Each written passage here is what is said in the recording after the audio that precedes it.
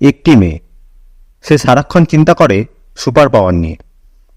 কি বললেন শ্রী আচার্যদেব জানতে হলে ভিডিওটি দেখতে থাকুন। কলকাতা থেকে মেয়েকে নিয়ে এসেছেন এক মা। মেয়েটি এবার মাধ্যমিক পরীক্ষা দেবে। মাটি জানালেন মেয়ে সবসময় আজগুবি চিন্তা করে, সুপার পাওয়ার নিয়ে চিন্তাভাবনা করে, পড়াশোনায় তার প্রভাব পড়ছে। শ্রী আচার্যদেব বললেন, তুমি যখন বাড়ি ফিরবে সবাই গাড়ি করে হাওড়া ব্রিজ দিয়ে যাবে, আর মেয়েকে বলবে তুমি জলের উপর দিয়ে যাও, ওখানে তো সুপার পাওয়ার আছে, নিরাকার ব্রিজ আছে, সেই ব্রিজ দিয়ে তুমি পার হও। আমরা সাকার বুঝি, কারণ আমাদের তো গুরু সাকার মূর্তি ধরে আমাদের সব শিখিয়েছেন। তাই এই সহজ সরল সাকার ব্রিজ ধরে আমরা যাব, তুমি নিরাকার ব্রিজ দিয়ে যাবে। নিরাকার ব্রিজ দিয়ে পার হওয়া যায়, পারবে যেতে? মাটি বললেন, আমাদের কষ্টটা তো ওখানেই। শ্রী আচার্যদেব বললেন, তোমাদের কষ্ট দুঃখ এসব বিষয় নয়, বিষয়টা যুক্তির। যে জিনিসটাকে আমি বিশ্বাস করি সেটা যতক্ষণ না একটা ফর্মের মধ্যে রূপায়িত হচ্ছে ততক্ষণ আমি তা উপলব্ধি করতে পারবো না। আমি এক্সিস্ট করি, আমার গড মূর্ত ভগবান, তিনি এক্সিস্ট করেন।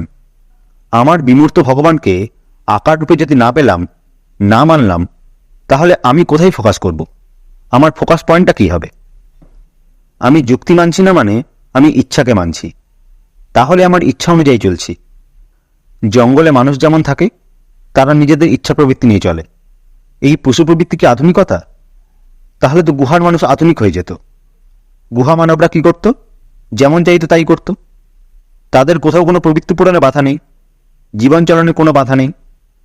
যেদিন থেকে আমাদের কাল্টিভেশন শুরু হলো, কৃষিকাজ শুরু হলো, সেদিন থেকে সমাজ বলে একটা জিনিসের সূচনা হলো।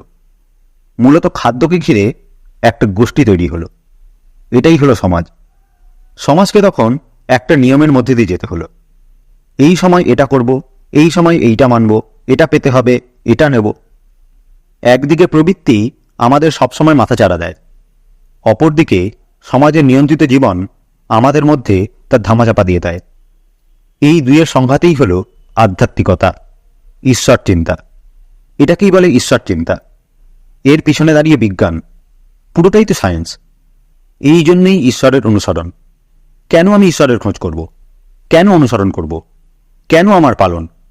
সব কিছুর মধ্যেই দাঁড়িয়ে আছে এই সংঘাত। সংঘাতটাকে আমি বাদ দেবো কী করে? যদি আমার আকার না থাকে, ফর্ম না থাকে, তাহলে যেটা আমার মনে হবে আমি সেটাই করব।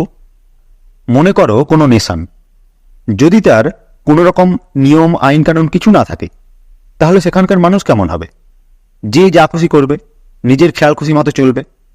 তাহলে এই নেশন উইদাউট এ কনস্টিটিউশন সব কিছুই তার ক্যাওস। ক্যাওসের মধ্যে যতক্ষণ না আমার অস্তিত্বের সংঘাত হচ্ছে ততক্ষণ আমাদের কোনো ডেভেলপমেন্ট নেই, যেহেতু আমরা নিজেদের ইচ্ছা অনুযায়ী নিয়ন্ত্রিত হতে পারি।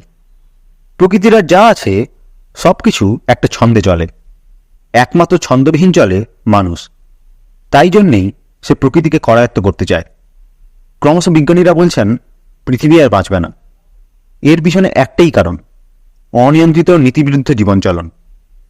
তাই এই সবটা তোমাকে বুঝতে হবে।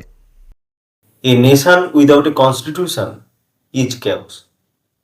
দেশ আছে মানেই তার সংবিধানও আছে। তাহলে এই বিশাল বিশ্বব্রহ্মাণ্ড, প্রকৃতি, তার কি কোনো কনস্টিটিউশন থাকবে না? অবশ্যই আছে। সেই কনস্টিটিউশন বোঝাতেই স্বয়ং সেই সংবিধানের সৃষ্টিকর্তাকে বারবার অসীম থেকে সসীম হয়ে নামতে হয় ধরায়।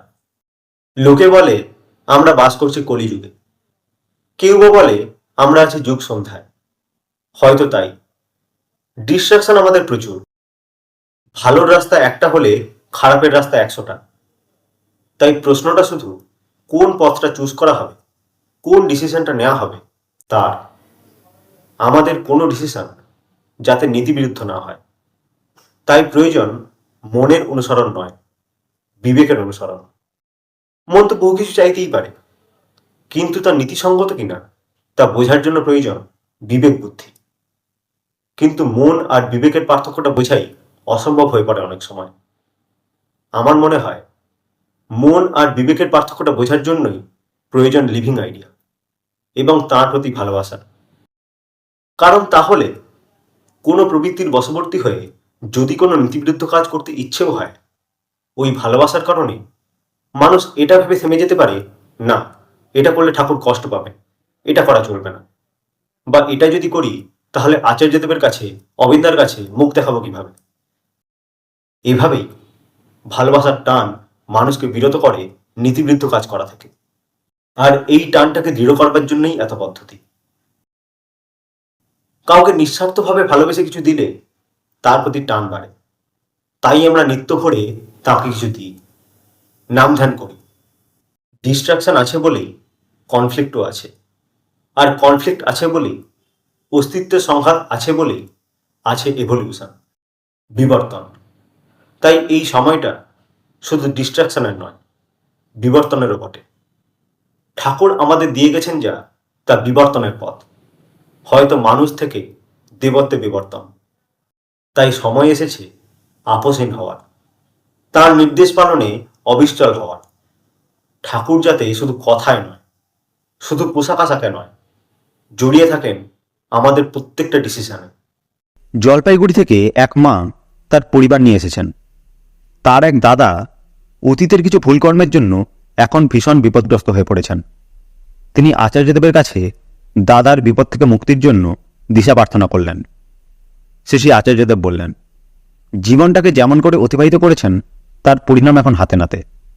যদি জীবনযাত্রার মধ্যে এই অবাঞ্ছিতের কোনো সংসর্গ না থাকত, তবে তো ওই ঝামেলা জোর করে এসে ঘিরে ধরত না। নিশ্চয়ই দিল্লিতে সোনিয়া গান্ধী আমার নামে শুধু শুধু কিছু লিখে কাজ করতে যাবেন না। তার মানে আমি সেই কাজটার মধ্যে যুক্ত হয়েছি, কোনো না কোনোভাবে জড়িয়েছি, তাই এই দিনটা দেখতে হয়েছে। ঠিকমতো ঠাকুরকে নিয়ে চললে এসব কোনোদিন হতে পারত না। যত প্রলোভন আসুক, আমার মন এসব থেকে আমাকে সরিয়ে আনত। আপনার দাদার মনও সাড়া দেয়নি সময় মতো, সেই রকমই জীবনচর্যায় চলছিলেন। এখন কি করে এর থেকে মুক্ত হওয়া সম্ভব? সব কি ঠিক হওয়া সম্ভব?